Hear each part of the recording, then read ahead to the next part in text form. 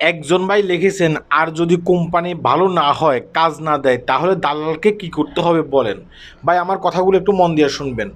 আপনি যখন মালয়েশিয়াতে চলে আসবেন কিংবা অন্য কোনো কান্ট্রিতে চলে যাবেন, সেখানে গিয়ে যদি কাজ না পান, তাহলে ওই মুহূর্তে বাংলাদেশ থেকে যে দালাল আপনাকে ফাটাইছে বিভিন্ন ভরসা দিয়া, তুমি ওখানে গেলে ভালো থাকতে পারবা, এসি রুমের ভিতরে থাকতে পারবা, ভালো কাজ পাইবা, এই ধরনের মানে বোগা সোগা দিয়ে আপনাকে ফাটাইছে, তখন আপনি কিছুই করতে পারবেন না।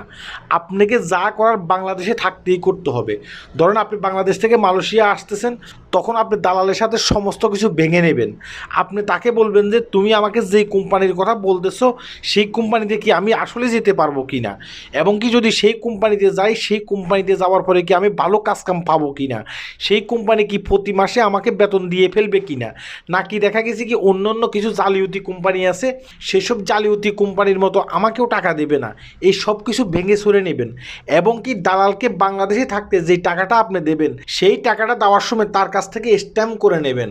স্ট্যাম্পে তার সাইন থাকবে, এবং কি আপনি কত টাকা দিচ্ছেন, মালয়েশিয়াতে আসার পর আপনি কোন কোম্পানিতে আসবেন, এবং কি সেই কোম্পানি ভালো কিনা তার কাছ থেকে স্ট্যাম্প করে নেবেন।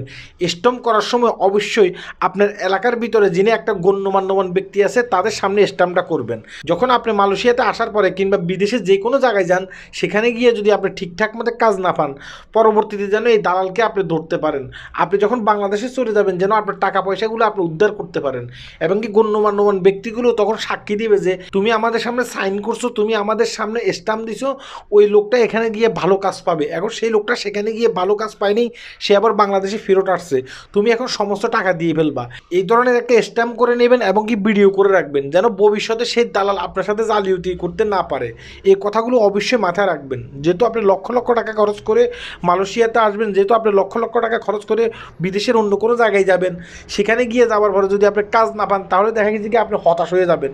এই ধরনের কিন্তু অনেক মানুষ বিদেশে আসার পরে কিন্তু কাজ না পেয়ে হতাশ হয়ে গেছে, পরবর্তীতে এখানে হার্ট অ্যাটাক করেও মারা যায়। কারণ সে বাংলাদেশ থেকে লক্ষ লক্ষ টাকা দেনা করে আসছে, আবার বিদেশের মাটিতে আসার পরেও কিন্তু সে বাংলাদেশে টাকা ফাটাইতে পারতেছে না। এই কারণে অনেক মানুষ কিন্তু বিভিন্ন টেনশনের চিন্তায় কিন্তু মারা যায়। এই কথাগুলো অবশ্যই মাথায় রাখতে হবে। আর একটা কথা মনে রাখবেন যে একজন দালাল শুধুমাত্র একটা কোম্পানির ভিতরে লোক দেয় না, সে বিভিন্ন কোম্পানির ভিতরে লোক দেয়। এখন দেখা গেছে কি আপনি যে দালালের মাধ্যমে বাংলাদেশ থেকে আসবেন, যে কোনো দেশে যান না কেন, আপনার যে দালালের মাধ্যমে বাংলাদেশ থেকে আসবেন, সেই দালাল হয়তো বা আপনাকে বোঝানোর চেষ্টা করবে যে দেখো তোমার বাড়ির পাশের ওই লোকটা আমার মাধ্যমে গেছে, সে বিদেশের মাটিতে গিয়ে একটা কোম্পানিতে কাজ করতেছে, সে প্রতি মাসে কিন্তু দেখা গেছে কি অনেক টাকা বেতন পাইতেছে, সে টাকা পয়সা আবার দেশেও ফাটাইতেছে, আমি তো এভাবে জোলজাল করি না, আমি তোমাকে ভালো কোম্পানিতে ফাটাবো। এখন আপনি কি করতেছেন, আপনি ওই দালালের কথা শুনে এবং কি আপনার বাড়ির পাশের এই লোকটা যে বিদেশের মাটিতে তার মাধ্যমে আসছে, এই সব কিছু বিবেচনা করে তাকে টাকা পয়সা দিয়ে ফেলছেন। আমার কথাগুলো একটু মন দিয়ে শুনবেন। আমি বলছি যে একজন দালাল শুধু একটা কোম্পানিতে লোক ফাটায় না, হয়তোবা সেই দালালটা একটা ভালো কোম্পানিতে আপনার বাড়ির পাশে এই লোকটাকে ফাটাইছে, এই কারণে সেই ভালো বেতন টেতন পাইতেছে, এবং কি আপনাকে যে আবার ওই কোম্পানিতে ফাটাবে তার কোনো গ্যারান্টি নেই।